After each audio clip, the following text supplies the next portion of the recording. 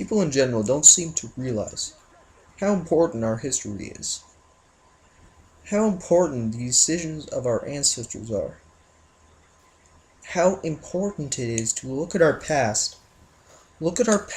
ancestor decisions, look at the consequences of their actions, and make decisions of our own based on their actions. History is a very vital part of our society, and we wouldn't have a modern society today without the past. I'm going to tell you guys something that you guys have probably heard about 100 times over, but I'm going to say it again because it needs to be said in this commentary. We need to learn from our past mistakes. We need to learn from our ancestors so we don't repeat their bad endeavors. Now, it helps to better ourselves and our society if we can understand the past. There's a fine line, though, between living in the past and understanding the past. We're going to be talking about some history today, guys, so you better listen up. Welcome to Canadian Monday. I'm your host, Mr. Spade. Let's get started. So it was a late August night. My troop and I had just returned from the Great British Isles, from Spain, from Russia, from any part in Europe, from the war against Napoleon, the Napoleon Wars, as it later became called. We were veterans of the British troop, and we were coming back to America to fight the Americans in the War of 1812. Now, the war had been going on for 2 years already. It started off in 1812, and we got there in around 1814. 1 year previously, the American troop, they sacked our great city of York with all the ice igloos there, and the great fort, the Ice Palace of Erie. Now this was a terrible insult to our government and our power. People buildings, you know what I mean by that? I assume so. They were not to be burned. Only military outposts were meant to be burned in war. It is considered unjust and civilly not right, against the workings of the laws of war, to burn civilian buildings that were made open to the public. You were supposed to only gain access and to attack military bases only, because who were you fighting, the civilians or the military? So the Americans burned our public buildings at York, and we had to show that we were just as strong as they were. They can play ball? Well, so can we. We can attack them stronger than they can attack us. They attack one of our ice palaces? Bah!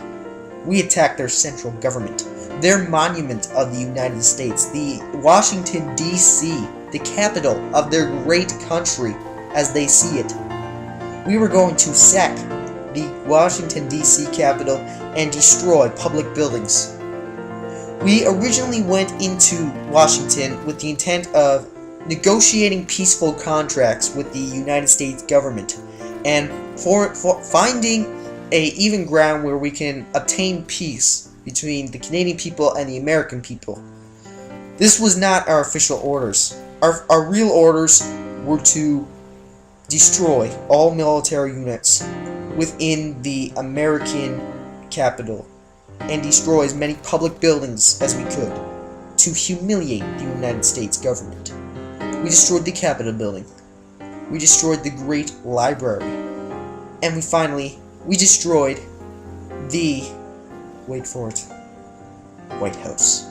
Yes, that is right. We burned the White House to the crisp. We made it timber. We destroyed it. We burnt it to the ground. It was at zero gravity by the time we were done with it. Now, the United States did obviously not take kind to this, but you know what? We had to show our power. The British government had to show that my troops and I could destroy as much as we wanted. This was read from a journal of one of the troops sacking the White House and sacking the United States government central power, Washington, D.C. Now, the War of 1812. Was started for two main reasons. The first one is that the British were jealous of the United States because what they ended up doing was they started trading with other countries aside from the British. Now, up until this point, the British were about 80% of the United States export. Now, you can imagine this would not be very good for the British, for the Americans to start branching out, because their main source of income, a lot of their income was from the American people. They didn't want them to branch out to other countries like France and other countries in Europe for trade, so we decided, the British, I'm talking about we because British used to be the central power of Canada. The Canadian people used to be a British colony until we gained our independence in 1867, if I believe that is the correct date. But up until that point, the British were in control of us, and they wanted to have America as the main source of import for them. So they decided to cock-block their trades, and they stopped their trade routes. So the Americans wanted their independence of free trade back. It's called the Second Independence War, the War of 1812, why don't we? So the actual second reason was the Americans wanted some Canadian land. Unfortunately, they wanted some Northwest Territory land for the gold rush, and for the hunting, and for the furs. I mean beaver furs, because beaver furs, as you know, are very popular in Canada. We hang them on our igloo walls, and we make them into very nice hats, and we wear hats all the time because it's very cold up here, as you may or may not know.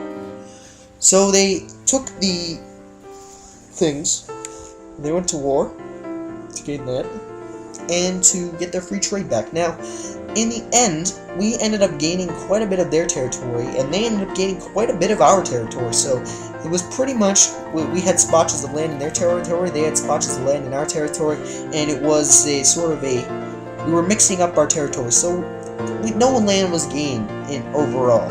Our land we ended up giving each other back our land, and no land was gained or lost in the end. So that part of the war was unsuccessful for them, but they did end up getting their free trade back, and we ended up having peaceful negotiations between the Canadian/British people and the Americans, so that peace could once again return, and we were besties. You know, it's the way things work with children and stuff like that. It works with adults too in great warring nations. You go to war, you have your fighting, then you make up and you're besties for life. So they ended up gaining the free trade back, but they didn't get any land. So my question to you is, who won this war?